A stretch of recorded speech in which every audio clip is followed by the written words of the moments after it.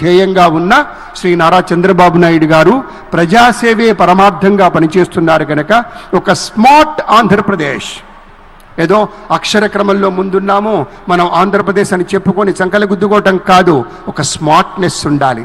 మనం పనిచేసే పనిలో అయినా, చేసేటువంటి క్రియలోనైనా, చూసేటువంటి దానిలో అయినా మనం బయట ఎక్స్పోజ్ అయినప్పుడు ఒక స్మార్ట్నెస్ కనపడాలి.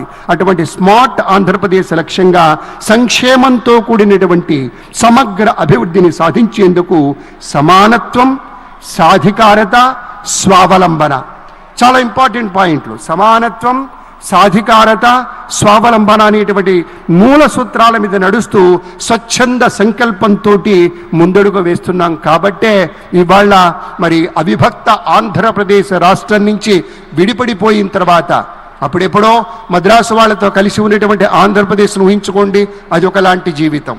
తర్వాత ఒక కంబైన్డ్ ఆంధ్రప్రదేశ్, తెలంగాణ అంతా కలిసి ఉన్నప్పుడు ఒకలాంటి వాతావరణం, విడిపోయిన తర్వాత ఒకలాంటి వాతావరణం, ఆ తర్వాత పరిస్థితులు మనకి చెప్పనలసిన పని లేదు. కాబట్టే అటువంటి ఇబ్బందికరమైన పరిస్థితులు ఉన్నా కూడా ఇవాళ ప్రభుత్వంలోకి వచ్చినటువంటి శ్రీ నారా చంద్రబాబు నాయుడు గారు మీరు మనము కలిసి ఇచ్చినటువంటి అపూర్వమైన మెజారిటీతోటి కూటమి ప్రభుత్వం సాధించిన విజయంతో సగర్వంగా ఒక విజనున్న నాయకుడు అంటే ఇలా ఉండాలి అన్నట్టుగా ఆయన ఆలోచన సరళి, ఆయన తీరు, ఆయన రేపటి రోజు గురించి పడేటువంటి తపన, లీడర్ అంటే ఇలా ఉండాలన్నట్టుగా మన గౌరవనీయ పవన్ కళ్యాణ్ గారు వాళ్ళిద్దరిని చూసినప్పుడు కొత్త పెట్టుబడులు ఎందుకు రావండి?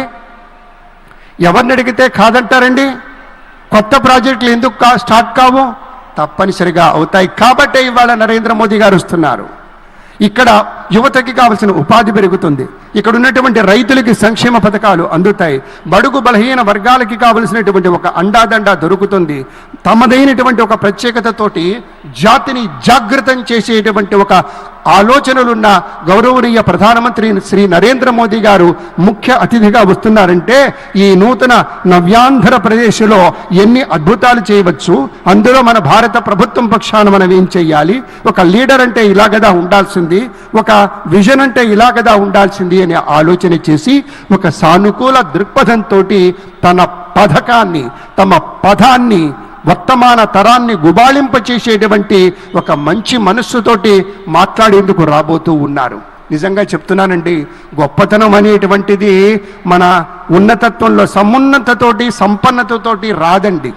బాగా డబ్బుంటే గొప్ప కాదండి, ఒక నిజాయితీతోటి, ఒక సజ్జనత్వంతో ఇమిడి ఉంది అనేటువంటి సత్యంతో, ఒక దార్శనికమైనటువంటి బాటలో, ఒక వివాద రహితంగా అందరిలో ఒకరిగా కాక అందరి కోసం ఒకరిగా ఉండేటువంటి రీతిలో ఉండాలి